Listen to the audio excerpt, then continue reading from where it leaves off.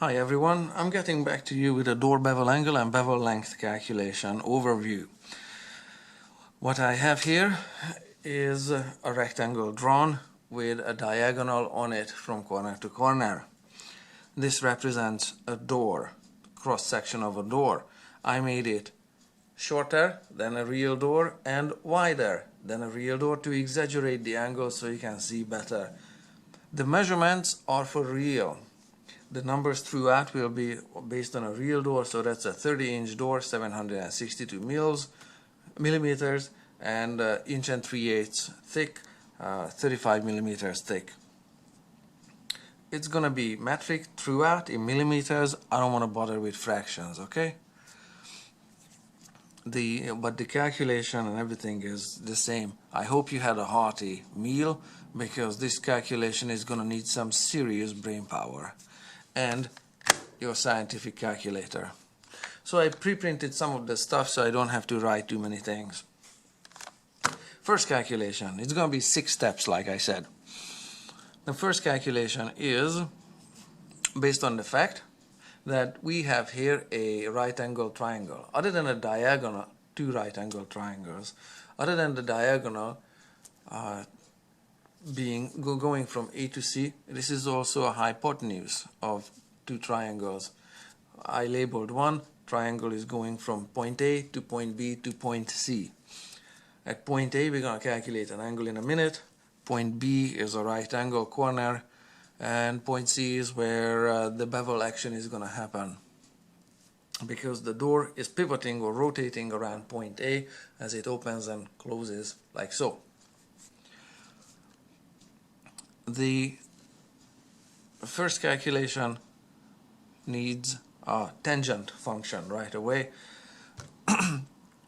The tangent of an angle is opposite over adjacent, so the line length of BC gets divided by the line length of AB, and I pre-printed this here. There you have it. Second function, tangent, and enter those numbers like so. You're gonna need to leave these numbers on the calculator as is, because that side's mostly needed for subsequent calculations. There, 2.6 degrees. Okay, plus change. I'm just gonna go 2.6 on it, but you need the rest of the decimals as well, because otherwise it's gonna be inaccurate real soon. So that's the first calculation, and that's the angle there.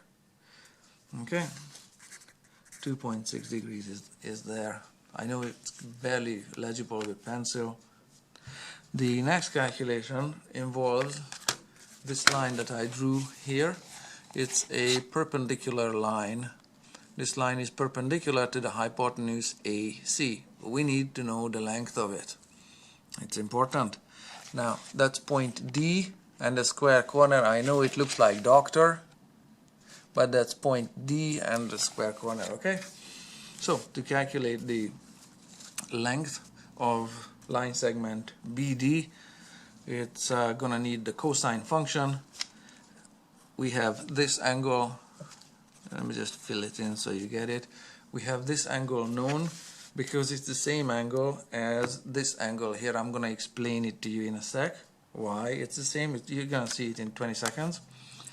And and it's going to be cosine function, because we have the angle. Cosine function involves the adjacent and the hypotenuse, and when we multiply the cosine of this angle that we just previously had, that's why I said leave it on the calculator's display, with the thickness of the door, which is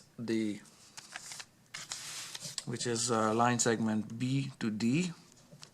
This one is also a right angle triangle there. That would be the square corner on it. Okay, so this is triangle BDC. Okay, it's also a small right angle triangle, and to calculate the line length of BD, we need cosine, last answer, whatever that number was, that 2.6 times 35 equals 34.96 something something. Those are the rest of the digits. Okay, and I want to show you how that angle is the same angle as that angle. It's coming up. Let me show you here in this picture that we're going to use later as well. So in a right angle triangle, I have here a memory jogger that the sum of the internal angles in a triangle is 180 degrees. And that means that if we have one 90-degree angle, then the sum of the other two will be 90. So you can have a triangle 90 there and 10 and 80, 20 and 70, 30 and 60. You get the idea. 1 and 89. Okay. So when you have a perpendicular line on the hypotenuse like so, that would be the perpendicular pencil line there.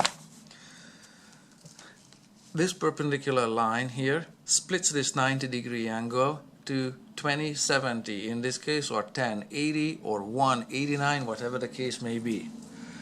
Because if this angle is 20 here, and this is going to be real simple, and this angle here is 70, and that one is 90 here, then that means that this angle here is 70, because 20 plus 70 make 90, and there is your last 90 to make this bigger triangle 180. Okay, 20, 70 and 90, there's your 180, and that also means that this 70 doesn't go anywhere from there, and this skinny one here is 20, because 20 plus 70 will equal 90. Here is your other 90-degree angle that also doesn't go from there anywhere. Okay, so that's why whatever angle is here, the same angle will show up here when you have a perpendicular drawn from the hypotenuse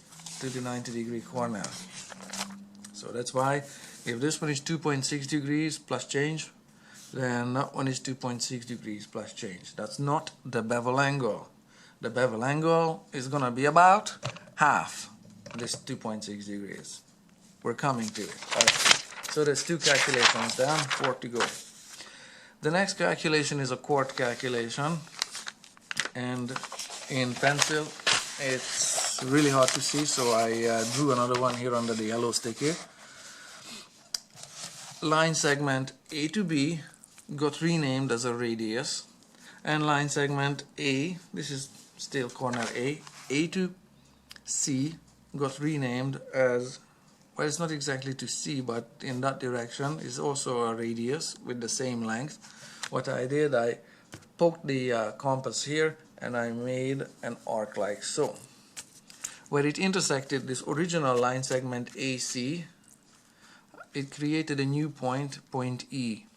Point E is not at the same place where point D was on the previous drawing, okay? But they're close, but they are different. I just want to show you one thing at a time. So what we have here is another picture with a chord, how a chord relates to the radius and relates to the arc of the circle. To calculate the length of the chord, you need to chop this angle in half to create 2 identical right angle triangles, or congruent right angle triangles. You have your 90 degree there, you have the length of the hypotenuse, the radius, you have this angle here. You can calculate the half the chord with sine function, because sine function involves opposite over hypotenuse. Okay, so that's going to be half your chord, and then you have to double it. So this angle is half of the 2.6 degree angle, and if you do the calculation, it's going to look like so. So there is half your angle, you take the sine of it and you multiply it with the radius, and then you double it, because that's going to be just half the chord. When you do the math, it's going to be that number 34.972 plus change. That's the length of the whole chord. That's the length of line segment B to E. Next, calculation 4. I have drawn the line segments B to E and B to D side by side here. Like I said, they're not the same. Line segment BD is perpendicular to this original diagonal or hypotenuse, depending on how you look at life. So this was line segment A to C. Okay, so there is BD and BE accurately drawn up there. BE is not perpendicular to this diagonal or hypotenuse, okay? Only BD is perpendicular. Between the two of them, there's that little angle, that's angle Q. That's still not the bevel angle, but the bevel angle will be between this angle Q and line segment BC. This is still corner C. I don't have that one written here, okay? So the bevel angle will be here. So once we calculate angle Q, we can just do a subtraction and we'll have the bevel angle. To calculate angle Q, we need another trig function. That one, cosine function again. It is this triangle. BDE is a right angle triangle. It's a small one. We calculated BD, we calculated BE. All we need to do is divide one with the other, like so. Second function cosine, that's that -1. Second function cosine. When you do it, you're gonna get 1.299 degrees for that super skinny angle there. What you do, like I said, is you're gonna have to subtract that 1.299 from the original angle A that we calculated. This has been explained once, so I just put it here. And that angle A was 2.6. That angle Q we just calculated was 1.299. So the bevel angle is 1.3 plus change degrees. 1.3 is close enough. On this last picture here, move 6, I have the bevel length there indicated. There's the 1.3 degree angle, that's 35 millimeters. Now, here is one little, forget that sentence. To calculate the bevel length there, we have the angle and we have an adjacent side, and that's the opposite side. So that's going to be tangent function again. And there we have it. The tangent of that angle multiplied by the adjacent side will equal the opposite side, 0.8 millimeters in this case, or about 1/32 of an inch. So that's how much a door bevel is on a 30-inch door that has a thickness of 1 inch and 3/8. If the door is a little longer, then the bevel length is a little less. If the door is shorter and thicker, then that changes slightly, minimally. We're talking about thousandths of a millimeter and a few, not a few degrees of an angle, a few tenths of a degree.